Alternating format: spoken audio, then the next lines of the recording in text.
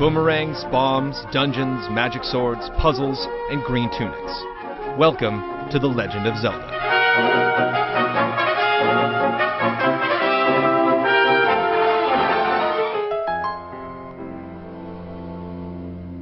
While the late 80s and early 90s were quite good to Link, the mid-90s were like Ganon's Sacred Realm for Zelda fans, empty and miserable. Nintendo was busy developing a CD-ROM add-on for the Super Nintendo with Sony, but soon broke the contract to join with Philips.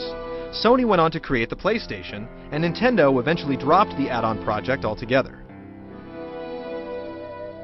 However, while partnering with Philips, Nintendo let them borrow the rights to the characters Link, Zelda, and Ganon. Philips went on to create its own CDI console and used its ticket to Hyrule to make 3 Zelda games: Link, The Faces of Evil, Zelda, The Wand of Gamelon, and Zelda's Adventures. Released throughout 1993 and 1994, these games were an absolute joke. Nintendo took no part in developing them, and most fans wish they had never been made. Time slowly crept by for Nintendo fans as they crossed their fingers for Link's true return. It was clear that the industry would have to move into 3D, and everyone's favorite franchise friends would be forced to go with it. This was exciting, but given the unpredictable nature of the Zelda franchise, no one knew what to expect. When the Nintendo 64 was released in 1996, Mario's first appearance in 3D gave gamers a taste of the incredible adventure to come. 2 years later, that quest was dubbed the Ocarina of Time. Pre-ordering the 5th installment in the series guaranteed you a gold-colored cartridge, and a chance to experience the future of action role-playing. The moment gamers stepped out onto the main field and saw the sun slowly rise over Hyrule Castle, they knew Link's world would never be the same. While it felt like a completely new gameplay experience at first, longtime fans soon realized it was essentially the same game, but from a thrilling new perspective. All of the 2D elements were there. Hyrule was a massive open world, each town was full of NPCs for shopping and questing, and each dungeon was packed with hidden treasures and dangerous enemies. It was a formula Nintendo had been perfecting for over a decade, and it was an indescribable joy to see it play out in third and first person.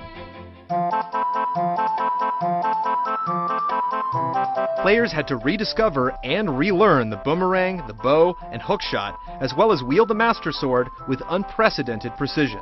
Ocarina of Time introduced a revolutionary lock-on targeting system that meant no more aimless bow casting or sword swinging. Your faithful fairy, Navi, guided you through this new mode of combat by telling you where to look and describing things once you selected them. This new way to play became essential when your adventure introduced you to shielded and sword-wielding enemies, as well as several larger-than-life bosses with hidden sweet spots. Your updated arsenal was not complete without a few new entries, like the hidden passage-finding Lens of Truth and the ability to enchant your arrows with fire, ice, or light.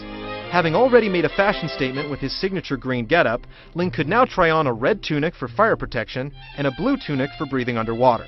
His ensemble could be further customized with boots for sinking into the abyss or gliding on air, a shield for reflecting light sources, and a giant sword that could not be broken. All of these were hidden somewhere in the game. But one of the biggest additions was revealed the moment you booted up Ocarina of Time. In the middle of the world map was Lon Lon Ranch, and trapped within its gates was a trusty companion that would become Link's inseparable pal.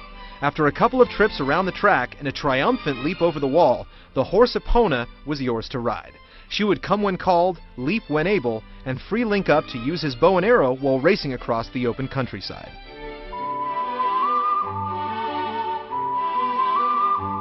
The most significant enhancement, and one that was pivotal to the core of the storyline, was the ocarina itself. Legendary composer Koji Kondo returned to the Zelda series for the 4th time to score the N64 adventure, composing 10 unique themes that could be manually played by the players themselves. As Link encountered pivotal story characters, they passed down their knowledge in the form of a quick tune you could tap out using the yellow directional buttons.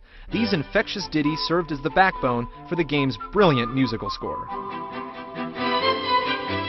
While these tunes helped Link open doors, turn day into night, and even transport himself across the world map, uncovering the Master Sword led to the game's biggest surprise. After pulling the blade from its resting place, Link was trapped in a dimension that catapulted him right through puberty into adulthood.